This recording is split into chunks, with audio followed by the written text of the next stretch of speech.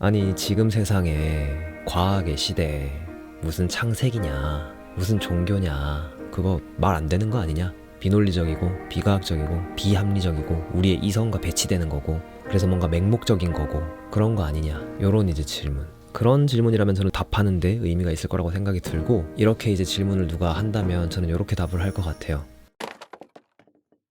네, 여러분 안녕하세요. 오랜만에 인사드립니다. 제가 지금 창세기 그룹 공부를 시작했거든요.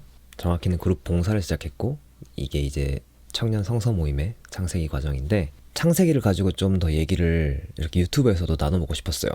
저는 이제 마음 맞는 사람과 이렇게 토크하는 것도, 근황톡 하듯이 그렇게 얘기하는 것도 좋아하고, 성경에 담겨있는 뭐 지혜나 하느님께서 주시는 말씀이나 이런 거의 의미를 깊이 좀 파헤치는 그런 강의나 책 읽는 것도 좋아하는데, 마침 제가 이제 이 성서 모임에서 창세기 그룹 봉사를 하면서 이 내용을 좀 정리하고 매주 얘기도 나누고 그렇게 할 예정이다 보니까, 뭐 그렇게 하는 김에 제가 좋아하는 토크와 창세기 이야기와 이거를 그냥 같이 유튜브에서 해봐도 좋겠다, 이렇게 생각을 한 거예요. 근데 토크를 하려면 상대가 있어야 되잖아요. 혼자서 하면은 사실 좀 재미없으니까 이렇게 해보기로 생각을 했어요. 저의 안에 회의주의적인 자아가 또 있거든요. 이렇게 매사에 비판적이고, 예를 들어서 제가 유튜브 하려고 할 때 그걸 왜 해? 그게 의미가 있겠어? 이렇게 말하는 또 저의 내면의 목소리가 있거든요. 이 성경에 있어서, 이 콘텐츠를 해감에 있어서 그렇게 또 회의주의적인 목소리를 내면에서 길어 올려서 그 자아와 한번 이렇게 대화를 나눠보려고 합니다. 그러면은 조금 더 초점이 살아있는 그런 대화가 되지 않을까 싶어서 이렇게 한번 해보려고 하는데요. 첫 번째 질문은, 아니 지금 세상에 과학의 시대에 무슨 창세기냐 무슨 종교냐 이런 이야기? 사실 이건 제 내면에 있는 얘기는 아니에요. 왜냐면 저는 이제 완전히 좀 설득이 돼 있기 때문에 이런 생각을 하지는 않는데, 그리고 사실은 제 채널을 보는 분 중에 이렇게 생각 안 하실 분이 좀 더 저는 많을 거다라는 생각도 들기는 하는데, 그래도 저는 이게 좋은 출발점이라는 생각은 드는 게, 제가 처음 성경을 읽으려고 했을 때, 종교를 가져보려고 했을 때 진입장벽이 이 이성적인 어떤 이해 안됨, 이해의 그 한 번에 이렇게 벽을 뛰어넘어야 되는 것 같은, 그게 나름의 진입장벽이었거든요. 그 진입장벽을 말로 풀면 이런 거 아닐까 싶어요. 그거 말 안 되는 거 아니냐, 비논리적이고 비과학적이고 비합리적이고 우리의 이성과 배치되는 거고 그래서 뭔가 맹목적인 거고 그런 거 아니냐, 요런 이제 질문. 그런 질문이라면 저는 답하는데 의미가 있을 거라고 생각이 들고, 이렇게 이제 질문을 누가 한다면 저는 이렇게 답을 할 것 같아요.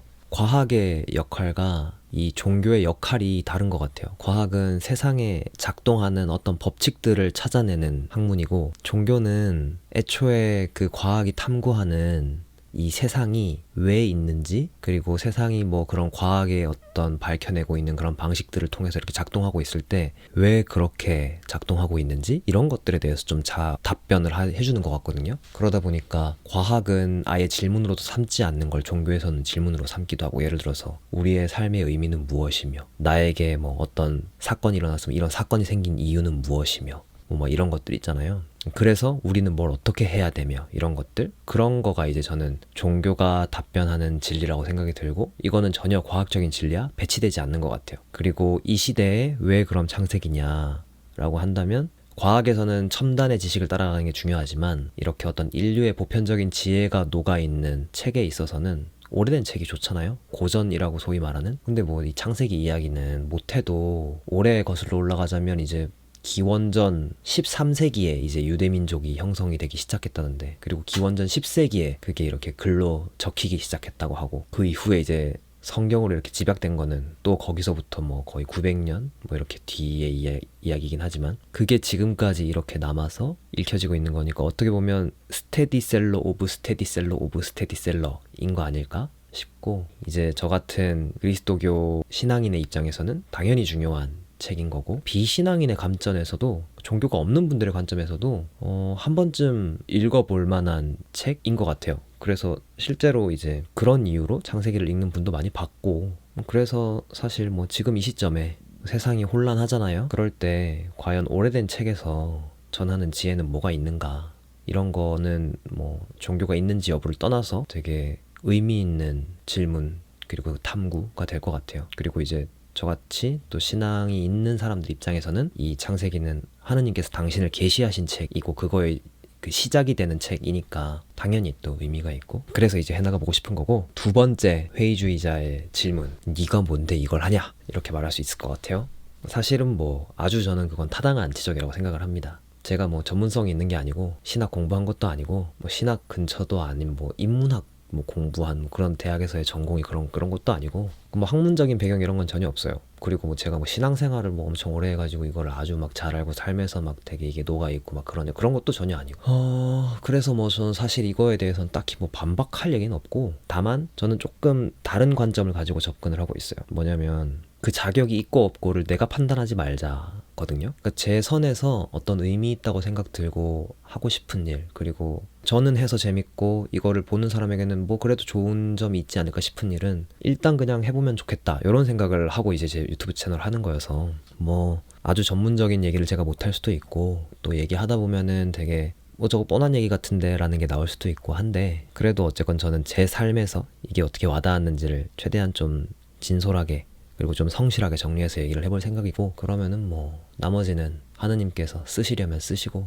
뭐 아니면 뭐 또 안 쓰시고 또 해주시지 않을까, 그렇게 믿고 한번 해보려고 합니다. 그래서 마지막 질문, 요렇게 또 까칠하게 한번 물어봐 볼 수 있을 것 같아요. 그래서 뭘 하겠다는 건지 아직 잘 모르겠어. 네, 요거에 대해서 이제 답변을 해보자면은 구체적으로는 이런 거예요. 크게 저희 그 창세기 그룹에 뭐 일정상의 이슈가 없다면 한 주에 한 번은 모일 거고, 뭐 서로 일정이 안 맞으면 늦어도 2주, 정말 안 맞으면 뭐 3주에 한 번은 어쨌건 모일 거거든요. 그러면은 이제 저는 그 모임을 준비하면서 그 창세기를 읽고 해설서도 보면서 뭐 어떤 구절의 의미, 어떻게 이해해야 되는지 이런 것들을 좀 정리를 할 거예요. 그리고 그 정리하고 저의 삶에서 그게 또 어떤 의미를 가지는지 이런 것들을 정리하고 또 그룹 가면은 그걸 나누고 이렇게 할 거거든요. 그거를 좀 유튜브에서도 조금 더 많은 분들에게도 뭔가 도움이 될 만한 이야기가 있다고 생각이 좀 들면 특별히 좀 이건 나눠도 좋겠다, 이런 생각이 좀 드는 얘기가 분명히 있을 것 같은데, 그런 것들을 한번 지금 제가 이렇게 하듯이 정리해서 한번 얘기를 해보려고 해요. 제가 이걸 통해서 기대하는 건 크게 한 3가지 정도가 있어요. 첫 번째는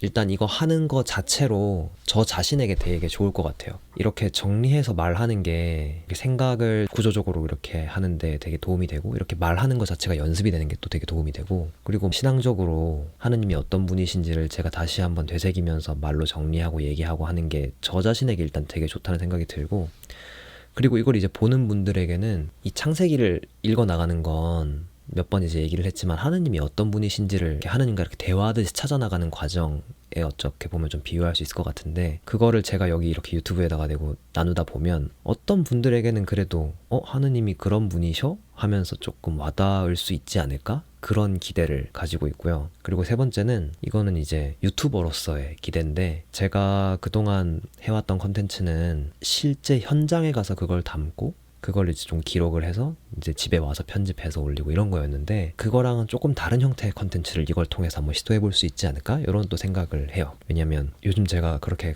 갈 시간이 좀 안 나거든요. 당장 이번 주말, 다음 주말, 다다음 주말 다 그게 회사 일이든 성당 일이든 뭐로 꽉 차 있어요. 그래서 성지를 물리적으로 가기가 지금 되게 힘든 상황이고, 그리고 사실 또 한편으로는 그렇게 물리적으로 성지를 순례하는 거 너무 좋은데 이 내면적인 순례 여정도 되게 중요하니까 이것도 컨텐츠로 만드는 방법을 찾는 게 되게 좋은 시도, 경험이 될 것 같다는 그런 생각을 하고 있습니다. 그래서 이런 기대들을 가지고 앞으로 한번 창세기를 이야기해 나가 보려고 합니다. 프로그램명은 창세기 토크라고 생각을 해봤어요. 제가 좋아하는 근황톡 이렇게 나누듯이 창세기 톡을 이렇게 저렇게 한번 나눠보려고 합니다. 저는 뭐 아까 말씀드렸듯 학문적 배경이 있는 건 아니어서 그냥 저에게 와닿은 뭐 해설서의 이야기들, 뭐 신부님의 강의들, 뭐 아니면 해설서가 아니어도 그리스도교와 관련된 서적들, 뭐 그 외에도 저의 이제 삶 속에서 경험했던 거, 와닿았던 거, 이런 것들을 한번 최대한 좀 잘 정리해서 저에게도 여러분에게도 도움이 되는 컨텐츠를 한번 만들어 나가보고 싶습니다. 네, 그러면 오늘도